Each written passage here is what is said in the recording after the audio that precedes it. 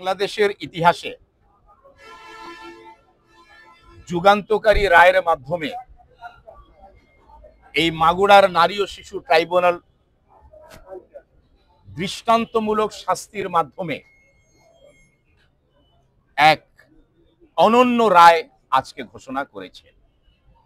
আর সেই রায়টি হচ্ছে সারা দেশব্যাপী বহির্বিশ্বে জনগুরুত্বপূর্ণ এবং আলোড়ন সৃষ্টিকারী শিশু আসিয়া ধর্ষণ এবং হত্যা মামলা, যে রায়ের জন্য সারা দেশব্যাপী বহির্বিশ্বে সমস্ত বাঙালি অধীর আগ্রহে অপেক্ষা করছেন এই মামলার প্রধান আসামি হিটু শেখ ধর্ষককে বিজ্ঞ বিচারিক আদালত কি ধরনের শাস্তি প্রদান করে।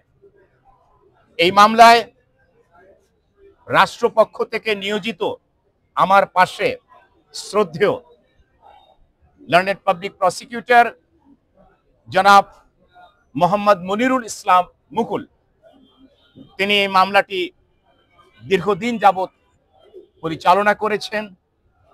আমি তাকে সহায়তা করেছি স্বরাষ্ট্র মন্ত্রণালয়ের প্রতিনিধি হিসাবে। সুতরাং বাংলাদেশের ইতিহাসে এই প্রথম যে স্বরাষ্ট্র মন্ত্রণালয় এবং আইন মন্ত্রণালয় যুগপৎভাবে একটি মামলাকে জনগুরুত্বপূর্ণ বিবেচনায় নিয়ে দ্রুততম সময়ের মধ্যে আইনের অধীনে আইনের আলোকে মামলাটি নিষ্পত্তি করতে পেরেছি এবং সেই জন্য সর্বপ্রথম মহান আল্লাহ রাব্বুল আলামিনের দরবারে আমরা শুকরিয়া আদায় করি। বিজ্ঞ বিচারিক আদালত আজকে যে রায় প্রদান করেছেন, আসামিকে দোষী সাব্যস্ত করেছেন, বিশেষ করে প্রধান আসামি হিটু শেখকে মৃত্যুদণ্ডের ঘোষণা দিয়েছেন এবং অন্যান্য আসামিদেরকে খালাস করেছেন। এটি হচ্ছে স্বাধীন বিচার ব্যবস্থার বহিঃপ্রকাশ। আপনারা জানেন, ইতিপূর্বে বিগত সরকারের আমলে সরকারের ইচ্ছা অনুযায়ী সরকারের নির্দেশিত মতে অনেক ক্ষেত্রে রায় হয়েছে। আজকে বিচার ব্যবস্থা স্বাধীন। আমরা এই স্বাধীন বিচার ব্যবস্থায় হিটু শেখের রায়ে রাষ্ট্রপক্ষ আমরা সন্তুষ্ট।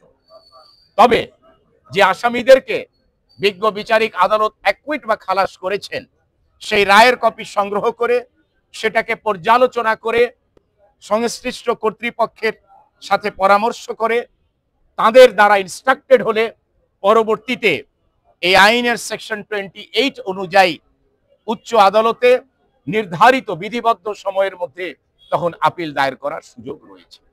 কাজেই আমরা আজকে সন্তুষ্ট, যেহেতু প্রধান আসামিকে বিজ্ঞ বিচারিক আদালত যে শাস্তি প্রদান করেছেন তাতে আমরা বিশ্বাস করি যে ন্যায় বিচার প্রতিষ্ঠিত হয়েছে। তবে অপরাপর আসামিদের ক্ষেত্রে তাদেরকে খালাস দেয়ায় আমরা বিশ্বাস করি যে সেখানে স্টেট প্রেজুডিসড হয়েছে। ধন্যবাদ। বাকি বক্তব্য লার্নের পদ্ধতি উইদিন 30 days, 30 দিনের মধ্যে সেকশন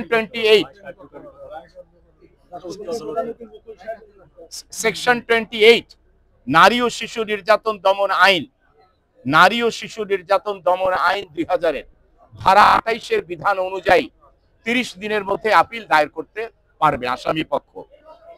এবং এই ঘোষিত রায়, এটাকে মহামান্য হাইকোর্ট যতক্ষণ পর্যন্ত কনফার্ম না করছেন, সেই কনফার্মেশনের ভিত্তিতে এই রায়টি কার্যকর হবে।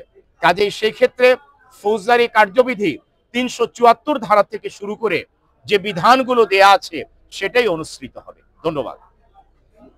এবার আমাদের মুকুল ভাই বলবেন।